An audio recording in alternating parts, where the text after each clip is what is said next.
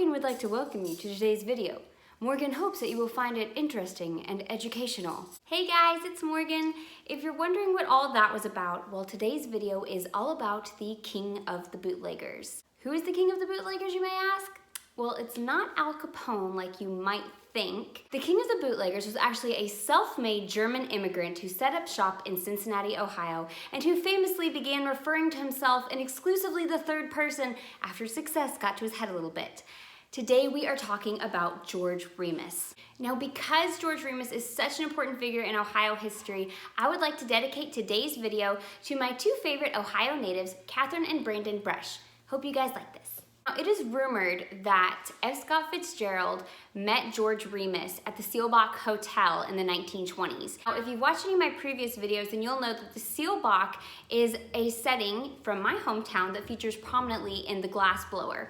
Now, supposedly, F. Scott Fitzgerald met George Remus there at the Rathskeller, which is where it's kind of like a gentleman's club where they played cards and drank. And he was so fascinated by George Remus's strange personality that he based his character, Great Gatsby, on George Remus. Now, no one's sure whether or not that's quite true, but as you listen to this story, I'll let you decide.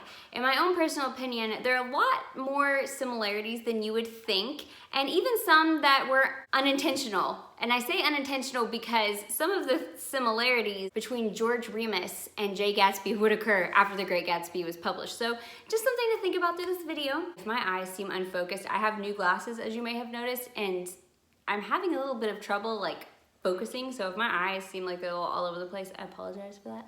George Remus was born in Germany to a poor working class family. They moved to America while he was still a small child. He lived in a few different places, but they eventually settled in Chicago, Illinois. While Remus was still a young man, his dad contracted severe rheumatism and could no longer work, which forced Remus to be the breadwinner for his family. It's funny, every time I say Remus, I feel like I'm talking as Remus, and he talked exclusively in the third person. George Remus took pride in this, and he wanted to better his family. Not just help his family, but that they would rise through the ranks of society and really make something of themselves. He ended up becoming a pharmacist and was a great businessman. By the time he was 30, he was married, he had a thriving business, he had a daughter with his wife, and Frank L. Baum, who is the author of The Wizard of Oz, had chosen his daughter to play Dorothy in the very first film adaptation of The Wizard of Oz. Things were going pretty good for Remus, but he wanted more. In 1900, at the age of 30, George Remus began to study law, and he worked really hard. He was so smart and studied so hard that he passed the bar exam on his first try. He became a criminal defense attorney and opened his own practice right there in Chicago. Remus really enjoyed a challenge. He loved making grand arguments, and so he often represented clients that were unfortunately guilty. In 1914, George Remus would go on to represent a man who murdered his wife. He was guilty, but as I said, Remus enjoyed a challenge. Furthermore, he liked attention, and this was a big, scandalous case with a lot of press coverage. As a part of his defensive argument, Remus came up with the concept of transitory insanity, or, as you might know it today, temporary insanity. If you're a true crime fan, you've probably heard of this term a lot.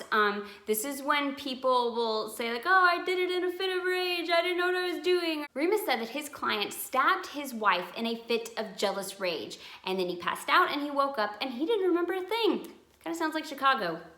The guy was found guilty, but because of Remus, and not that this is exactly a good thing that this happened, but because of Remus, he did not get the death penalty, and his prison sentence was shorter. George Remus, helping criminals out everywhere.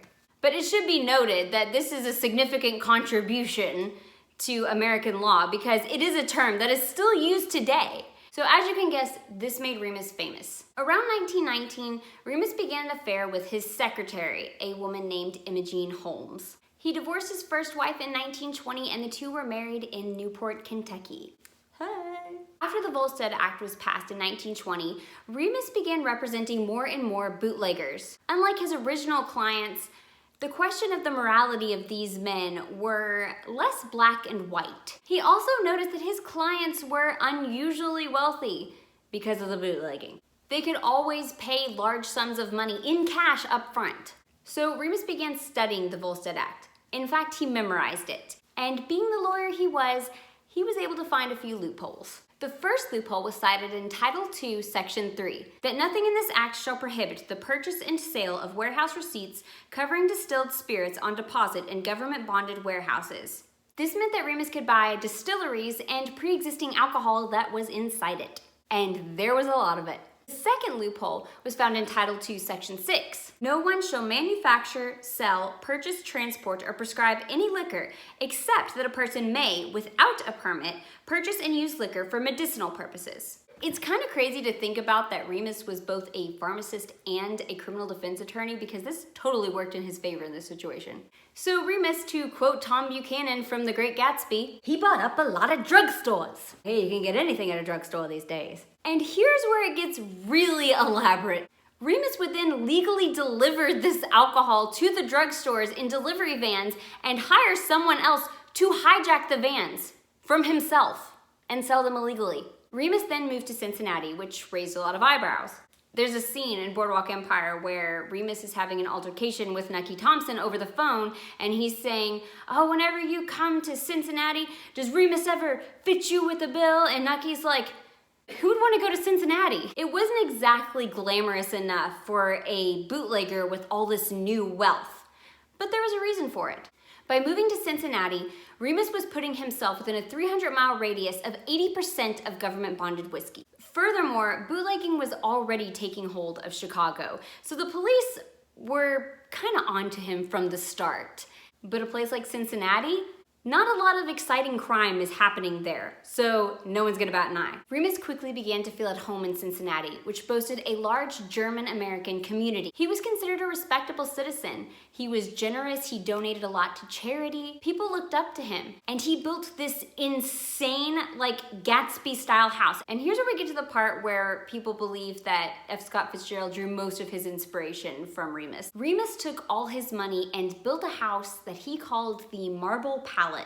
And it was amazing, it was gorgeous, it was basically like the Gatsby mansion. It had a huge indoor pool, and sadly it is no longer standing today, and I'm so sad about that, because it would have been so cool to visit. I only recently found this out too. And Remus was known for throwing these absolutely over-the-top Gatsby parties. It is said that at these parties he would light people's cigars with $100 bills. $100 bill. I'm so white. He gave out cars and diamond stick pins as if he were Oprah herself. And he was so puffed up and full of his own success that Remus began a very, very odd quirk that pretty much defined him. And that is that he only referred to himself in the third person. I'm not kidding. So basically, if Morgan were to start talking to you like this right now and just be like, Morgan is making videos, Morgan is very pleased with herself, Morgan loves history. Yeah, it's weird. But unfortunately, pride cometh before the fall, and George Remus got a little sloppy. In 1925, authorities raided George Remus's warehouse in Death Valley, and he was arrested. He was charged with violating 5 counts of the Prohibition law. Remus was given a 2-year sentence, and unfortunately he lost his license to practice law, which pretty much crushed him, and he wrote to the Supreme Court to try to stop that from happening. So he made preparations to go to jail, and he put his wife Imogen in charge of everything and gave her the power of attorney, something he was about to sorely regret. This is one of the nastiest divorce cases I have ever heard of, ever. It is also a thing that, again, reminds me a lot of Gatsby, but it's obviously not intentional because this all happened after The Great Gatsby was published. But it's just interesting to note. While Remus was in prison, an inmate informed him that, hey, his wife was having an affair with the Prohibition agent who was questioning him. At first, Remus got really mad. No, she'd never do that to me, blah, blah, blah. And he was famous for losing his temper. But he also famously would always come back after losing his temper and apologize and feel awful about it. So he did come back to the guy and he's like, I'm so sorry, I'm just upset. But he did continue to not believe him. And this went on and on and on, where all this evidence would come up suggesting that his wife was having an affair with Frank Dodge, this Prohibition agent who was working with Remus. And Remus is like, no, that couldn't be happening. He was just in complete denial. Accounts say that he was making all these grand plans for them despite all this evidence, that he's like, oh, when I get out, Imogen and I, we're gonna travel the world. It's gonna be so great. I just love her so much. Just in complete denial despite all this evidence. Sound familiar to you? It's funny because it's not intentional. It reminds me so much of like Gatsby, like still believing that Daisy loves him and is gonna leave Tom and they're gonna start over, and everybody's just like, dude, you gotta let it go. And so by the time Remus gets out of jail, he finds out that yes, Imogene was indeed having an affair with Frank Dodge. And oh boy, let me tell you, it was nasty. First of all, as I said, Imogene had power of attorney, and she and Frank pretty much liquidated as much of his assets as they could. Then they hid as much of his money as possible. And when Remus got out of jail and first returned to his house, his beautiful marble palace, it was boarded up, and he had a monogrammed car. She had carved over his initials, GR, with FD for Frank Dodge. She then did the same thing to all their monogrammed wedding china. Like, oh man! Oh, she mad. Not only that, they tried to hire a hitman to bump him off. Only it didn't work, and the hitman ended up telling Remus what had happened and that he had been hired to kill him. They also tried to have him deported back to Germany. Finally, she filed for divorce. On the way to court, Remus had his driver park outside the hotel where his wife and her daughter were staying. He then waited for her to come out, get in her car, and then he followed her through Eden Park, and he had his driver run her off the road. After he had run her off the road, Imogene got out, and when she got out, Remus got out, and he started chasing her down in front of everyone. Finally, he shot her twice in the abdomen, and she died in front of all these witnesses and in front of her daughter. Remus then proceeded to turn himself in with no remorse, saying that he has basically done the world a favor by ridding them of an immoral and corrupt woman. His only regret was that Frank Dodge wasn't there so he could shoot him as well. So Remus was taken to court, and he represented himself, and he pleaded, you guessed it, transitory insanity. And guess what? He was acquitted. Some say it was mostly because he was a bootlegger and people focused on that more than the murder, because at that point people were sick of Prohibition, they hated it, and so they had a lot of sympathy for him. And some people also say it was because of George Remus's compelling, persuasive closing argument, that the jury had tears in their eyes as they listened to this poor man's plight. So anyways, he was acquitted. After that, he didn't have any money. He tried to get back into bootlegging, but it didn't work out because at this point, it was mostly run by organized crime. He did marry again, and I think he went on to try to sell real estate, and he died at an old age of natural causes and is buried, I believe, in Covington, Kentucky. His career as a bootlegger is often overshadowed, in my opinion, by people like Al Capone and Bugsy Siegel, but it's surprising because he was just such a strange and interesting person, and a lot of people like to talk about him because he was a self-made man.